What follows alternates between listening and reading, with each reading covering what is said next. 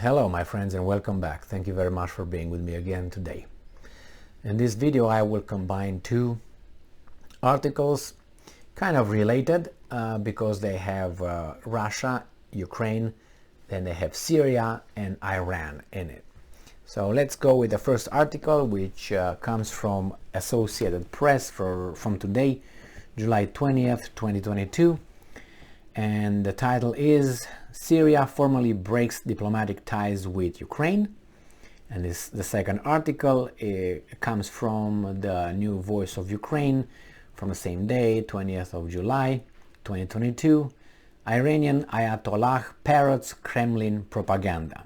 That's when you disagree with the script of those guys and you parrot the propaganda. You can't have dissent, you can't have a different opinion on things or assessment or preferences. You must be a parrot. Okay, let's go with the first one.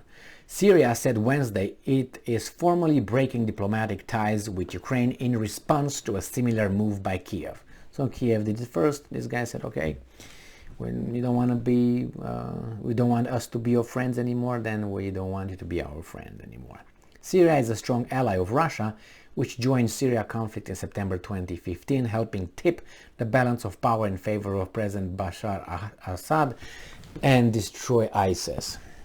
All right, in late June, because some other invaders that were not asked by the legitimate government of Syria to be in Syria, they wanted to do a Iraq and a Libya and a Afghanistan move, and Russia would not allow them.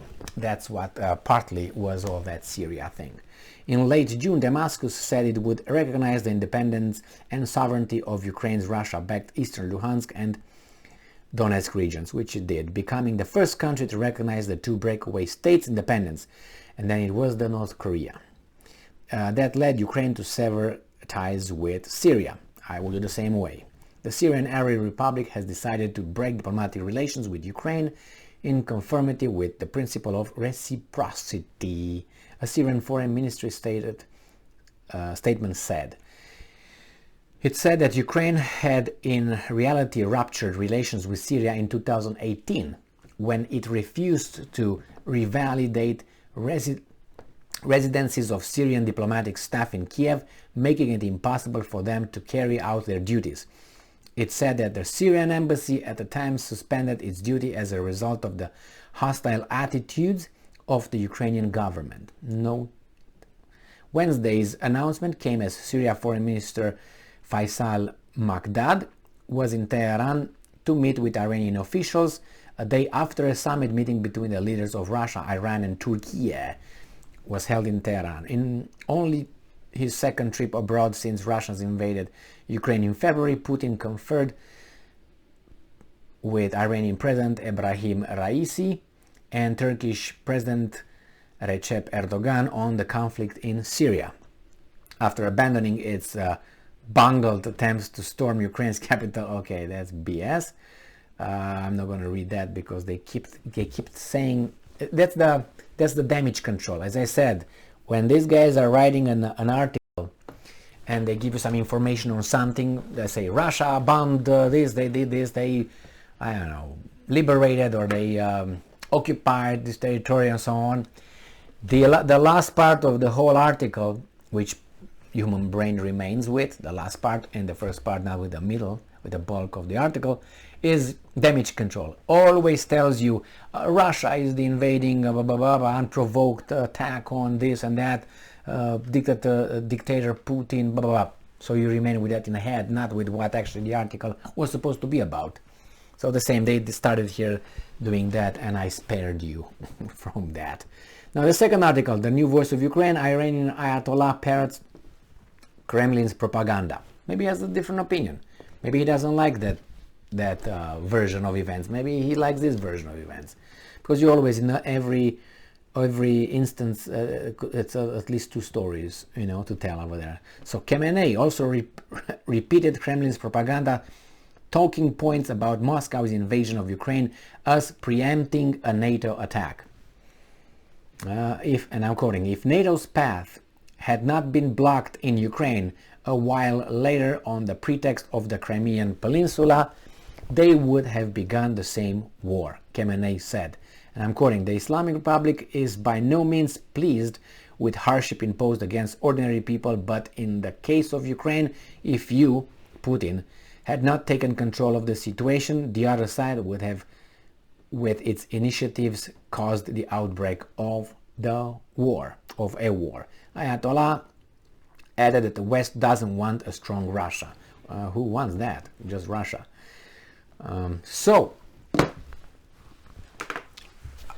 Personally, I agree with, not with Ayatollah because I'm listening to Ayatollah, but personally from what I read, what I observed, what I was informed about, the Ayatollah has a point here with Russia wanting to be, having to be weak. Russia has to be weak, like any other country. You gotta be strong, you gotta keep, everybody kill it before it grows. So the same here. It's too late. Russia already grew big enough. The same with China. It's hard to kill them. These countries could be killed like that by draining them, not in direct confrontation because you're a weasel.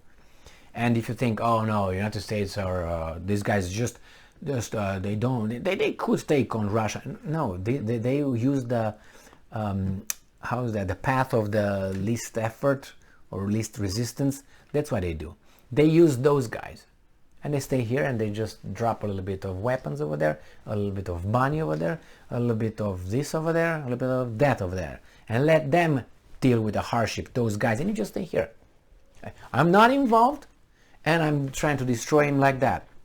You could have stayed outside of this, but you didn't. Or you could have joined Russia's side. Why didn't you? Oh, okay, because Russia is a strong one and this was just a pretext, among others, reasons.